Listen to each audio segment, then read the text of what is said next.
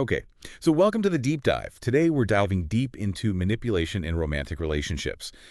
Um, and it seems like a lot of you have been asking about this. We have tons of your submissions articles, personal stories. Some of them are really intense, and even psychological analyses from experts. Wow, yeah. So our goal is to take all of this and break it down.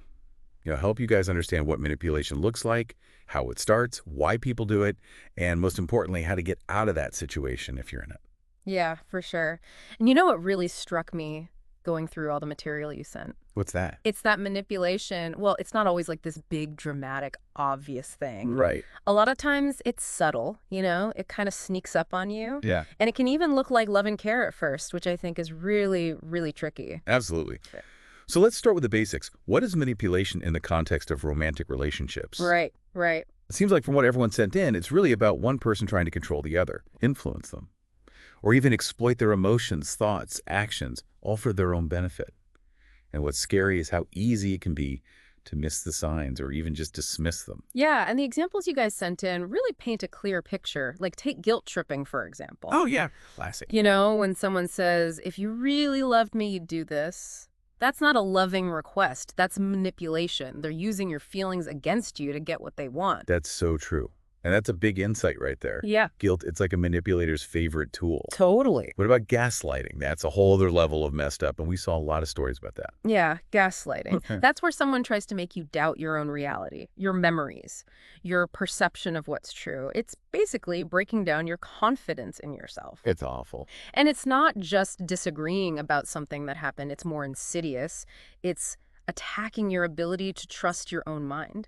And, if you're always second-guessing yourself, always wondering if you're going crazy, Yeah, like a huge red flag in a relationship. big time. We also saw a lot of examples of the silent treatment. Oh, yeah, the silent treatment. And not just needing space. I mean, using silence as a weapon. Exactly. Withdrawing communication to punish or control someone. It just creates so much pressure. It really does. And then there's love bombing, which at first glance sounds kind of amazing. Right. Who wouldn't want that? Tons of affection, gifts, attention. But a lot of the articles warn that this can be a tactic, too. It creates this intense dependency, and then boom, the affection vanishes. It's like setup, isn't it? It is. And the thing is, these tactics, they work because they tap into our deepest needs for connection and love. It's true.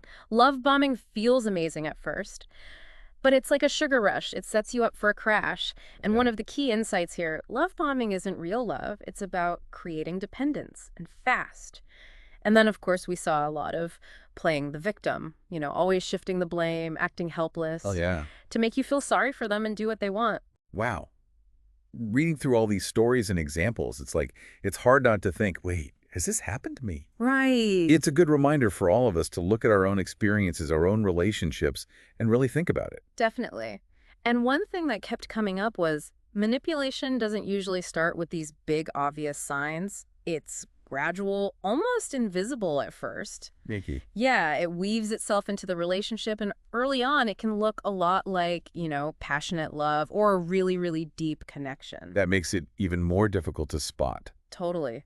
And a lot of the stuff you guys sent in actually broke it down into 4 stages of manipulation, which I thought was really helpful for understanding how this whole thing progresses. Okay, so it starts with idealization, right? Right. Which kind of sounds like the love bombing we were talking about. Can you tell us more about that first stage? Sure.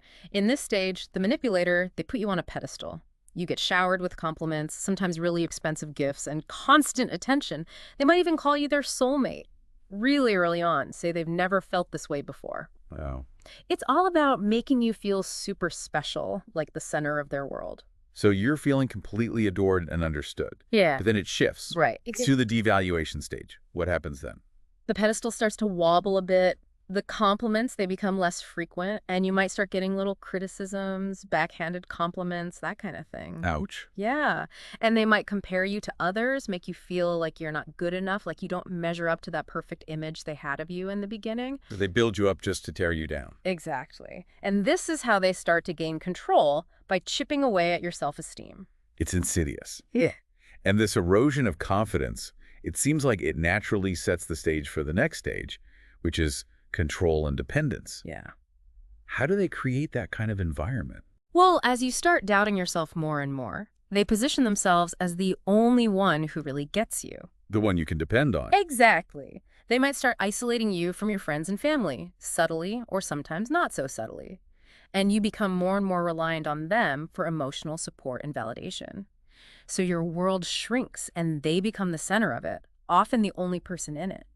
And at that point, it's so hard to see the manipulation for what it is, let alone think about leaving. Right, because if you feel like you need them and your confidence is shattered, being alone or independent can seem terrifying. And then we reach the final stage, emotional manipulation. This is where all those tactics come together, and it gets really damaging. Yeah. The guilt trips become more intense, the gaslighting might escalate, they're constantly sowing fear and confusion to keep you off balance, always trying to please them, even though you can never quite figure out what they want. Because the rules keep changing. Exactly, it's a vicious cycle that's meant to trap you. It's really chilling when you lay it all out like that. Yeah. And if this is sounding familiar to anyone listening, if you're thinking, oh my God, this is my relationship, you really need to take a serious look at what's happening and think about taking action. Because this isn't love. This is about power and control. Yeah. So now that we've talked about what manipulation looks like, let's talk about why someone would do this. Okay. The material you guys sent in pointed to a few different psychological reasons. Yeah. One of the big ones was insecurity. So how does that lead to someone manipulating their partner? Well, insecurity can create this deep fear of losing control or being abandoned. Makes sense. And these manipulative behaviors, it's like a way to try and prevent that from happening, but in a really unhealthy way. So it's like a defense mechanism. Exactly. By keeping their partner off balance, making them doubt themselves, making them dependent, they feel a sense of security, even though it's totally false. Right, like they're building a fortress but with the wrong materials. Exactly. Another big factor was narcissism.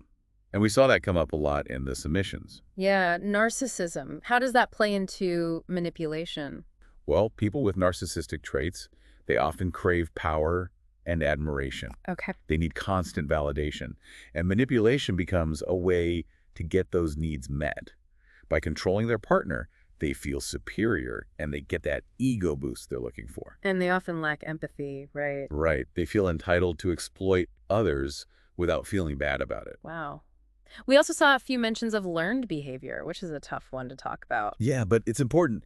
If someone grew up in a home where manipulation was the norm, they might not know any other way to relate to people or get what they need. So it's like their model for relationships. Right. And of course, that doesn't excuse their behavior, but it helps to understand how these patterns start and continue. That's a good point. And then finally, there's the fear of rejection, which seems like it ties into insecurity. It does. That fear of being rejected or left can lead someone to use controlling behaviors to keep their partner from ending the relationship. Oh, I see. So they might guilt trip them, threaten them, make them feel obligated to stay, even if it's a really unhealthy situation. It's all about holding on, even if it hurts. Yeah. And this leads to a question that a lot of you asked. Can people who manipulate actually change? That's a big one. It is. And from everything we've read, it seems like change is possible, but it's not easy. It makes sense. It's a deep-rooted pattern. Exactly. The first thing is the person has to admit that what they're doing is wrong and harmful. Okay. Without that awareness and a real desire to change, it's unlikely they'll make any progress. Therapy is often really important too. Yeah. Especially therapy that focuses on these specific patterns and how to break them. But even with all of that, there's no guarantee. Without that deep self-reflection and real effort, the cycle of manipulation will probably just continue. That's heavy. So let's shift gears a bit. For those of you who are recognizing these patterns in your own relationships, what can you do to start breaking free? The advice in your submissions was really practical. Yeah, it was. And the first step, which I think is the most important, is recognizing those red flags. Like we talked about before. Exactly. Yeah. Manipulation can be so subtle, so you have to learn to trust your gut. If something feels off, if it feels more about control than care and respect, take a closer look. And once you see those red flags, what's next? Setting boundaries seems to be a key theme. It is. You have to establish and enforce those boundaries. That means communicating your needs and limits clearly and saying no without feeling guilty or afraid of what will happen. Because manipulators, they take advantage of people who don't have strong boundaries. Exactly. Right. And then it's so important to work on rebuilding your confidence. Yeah, because manipulation can really damage your self-esteem. It does. So focusing on self-care, doing things you enjoy, reconnecting with your values and interests, those are all good things to do. Therapy can be incredibly helpful too. It can give you the tools to deal with these situations and get your sense of self back. And what about support from others? That seemed to be a big thing as well. It's huge. Talking to trusted friends, family, or a therapist, it can give you a new perspective, validation, and emotional support. It reminds you that you're not alone. Exactly. And, sometimes the best thing you can do is leave the relationship. It's hard to talk about, but it's true. Yeah. If the manipulation is severe, if it's putting your safety or well-being at risk, leaving might be the only way to protect yourself. I can imagine how difficult that decision would be. It is, but sometimes it's the most important decision you can make. The bottom line is, healthy love should feel safe and supportive. It should be based on mutual respect, not this constant power struggle. So we've covered a lot today. We've talked about how manipulation can be really subtle, how it progresses through those stages and the psychology behind it. But the most important thing to remember is if you're in a manipulative relationship, you don't have to stay. That's the key message. You have the power to break free. Exactly. You can learn to spot the signs, set those boundaries, rebuild your confidence, get support, and if necessary, leave. All of those things can help you find healthier, more fulfilling relationships. And to wrap things up, I want to leave you with this. Think about the difference between real care and actions that are really about control. Oh, Not just in your own relationships, but in the relationships you see around you. What are those little signs that might point to a power imbalance? Something to keep in mind, even after today's deep dive is over. great advice. Thanks for listening, everyone. We'll see you next time.